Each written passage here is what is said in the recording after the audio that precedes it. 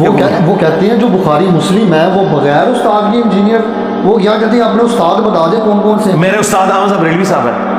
آپ ہمارے صاحب ریلوی صاحب کی غلطیاں نکال رہے ہوتے ہیں، کبھی ان کو کہہ رہے ہوتے ہیں اس پہ لعنت کر دی، اس پہ لعنت کر دی. نہیں، غلطیاں جو ہے وہ اپنی جگہ ہے. میں صرف ایک شخص کو معصوم مانتا ہوں جس کی قبر مدینے میں ہے صلی اللہ علیہ صلی اللہ علیہ وسلم، اور یہی اہل سنت کا عقیدہ ہے. ہم کسی کو معصوم نہیں مانتے.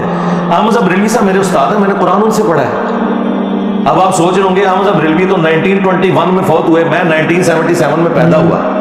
روحانی طور پہ پڑھا، کیونکہ اگر بازید بستامی کے مرنے کے 60-70 سال کے بعد ابو الحسن خرقانی ان کا روحانی مرید ہو سکتا ہے، جس نے ان کو نہ دیکھا، اس کے ابے نے بھی شاید نہ ان کو دیکھا ہو، تو میں روحانی مرید نہیں ہو سکتا احمد صاحب ریلوی صاحب کا. لیکن یہ تفنن کے طور پہ تھا. احمد صاحب ریلوی صاحب نے اردو میں جو ترجمہ کیا ہے کنز الایمان، وہ انہوں نے کمائی کرنے کے لیے نہیں کیا، انہیں تو عربی آتی تھی.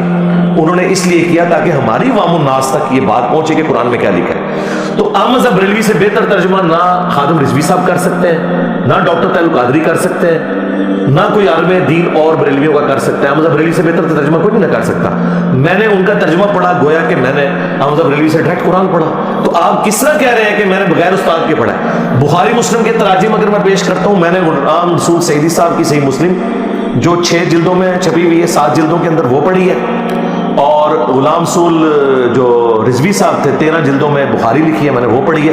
میں نے استادوں سے ہی پڑھا ہے، کیونکہ استادوں کو عربی آتی تھی، انہوں نے اردو میں جو شروحات لکھی ہیں وہ میرے لیے لکھی ہیں. تو ہمارا سٹیٹس وہی ہے جو صحابہ کرام بغیر پڑھے لکھے حضور کی عربی بات سن کے سمجھ لیتے تھے کہ یہ کیا بات ہے، حالانکہ لکھنا پڑھنا نہیں جانتے تھے.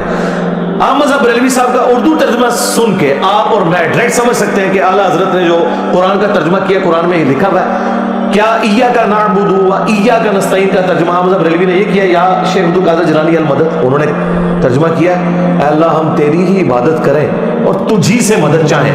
پریکٹیکلی وہ بے شک بابوں کو پکارتے رہے ہوں، قرآن میں انہوں نے ترجمہ ٹھیک کیا، تو میں اعلیٰ حضرت کی بات مان رہا ہوں، میں ان کا روحانی خلیفہ ہوں.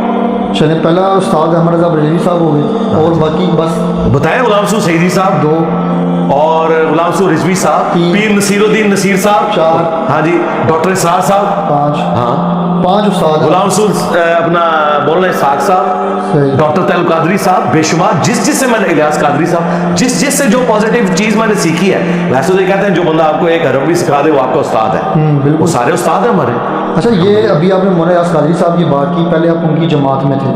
جب آپ ان کی جماعت میں تھے تب تک وہ ٹھیک تھے، اور تب تک آپ یہ بھی بات ان کی کچھ باتوں کو بھی آپ فالو کرتے ہوئے نظر آئے. اب لوگ کہتے ہیں کہ جس نے اپنے استاد کے خلاف ہی کھڑا ہو گیا یہ بندہ. پہلے باتیں استاد کی ساری ٹھیک لگتی تھی سر، پہلے جو کہتے تھے استاد صاحب یہ ہاں جی ٹھیک ہے، مریدوں کی طرح صحیح کا اس کو کر رہے تھے. اب اچانک ہی اٹھا اور ساری باتیں نہیں، اچانک نہیں ہوا. میں نے جب دیکھا کہ میرے استاد صاحب مجھے وہ باتیں بتا رہے ہیں جو اس شخص کی تعلیمات سے ٹکراتی ہیں، کہ جس شخص کی محبت میں نے اپنے استاد سے محبت کی تھی، یعنی کہ رسول اللہ صلی اللہ علیہ وسلم. تو ہم نے تو یہی سیکھا ہے کہ بڑے سے بڑا بھی کوئی بزرگ ہو، اگر وہ رسول اللہ کے خلاف چلتا ہے تو اس کی پھر اس معاملے میں تو عزت نہیں ہوگی. ہیومن ڈگنیٹی میں آپ بے شک عزت کریں. رہ گیا الیاس قادری صاحب، تو الیاس قادری صاحب کی جو باتیں صحیح ہیں وہ آج تک ہم لے کے چل رہے ہیں. یہ پگڑی آپ کو جو نظر آ رہی ہے الیاس قادری صاحب صحیح، ہم نے یہ اس وقت سے میں یہ کٹ والی پگڑی پہنتا ہوں جب سے وہ پہن رہے، تو ہم بھی انہی سے سیکھی ہے.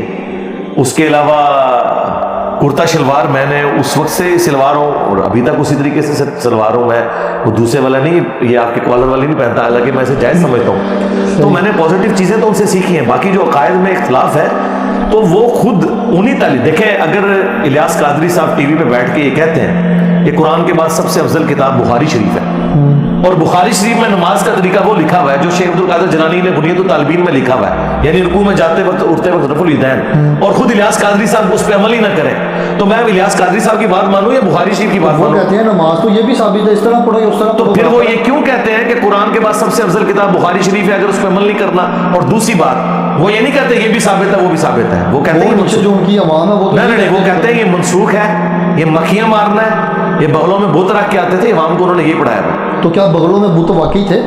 میں تو کہتا ہوں یہ اگر ہمیں وہ حدیث دکھا دینا دنیا کی کسی کتاب میں، خواہ جھوٹی لکھی ہوئی ہو، ہم رفع دین چھوڑ دیں گے.